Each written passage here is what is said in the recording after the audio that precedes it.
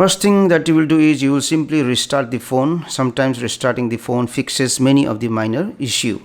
The other thing that you will do is you will go to clock, go to the alarm, go to sound, and from here there is an option at the top, vibration.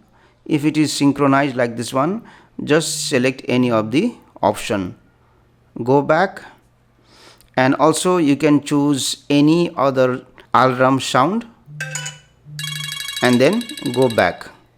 After that, select this option, save. Then go to settings here, go to this option, face ID and passcode. Enter the passcode of your iPhone, and here there is an option, attention aware features. Disable this option. If it is enabled, this will lower the volume and alert in iPhone. Close this one. Open the control center in your iPhone. If you have enabled focus mode or do not disturb mode in your iPhone, disable this option. Also, if you have enabled low power mode in your iPhone, disable this option also.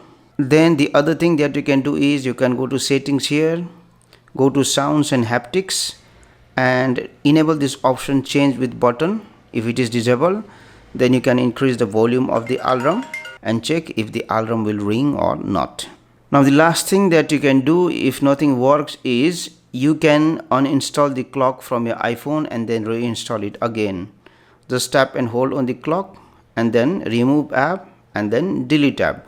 This will delete the clock app from your iPhone, and then you will go to App Store and then you will reinstall the clock and use the alarm again. So do all of these things and hopefully the alarm in your iPhone will ring again.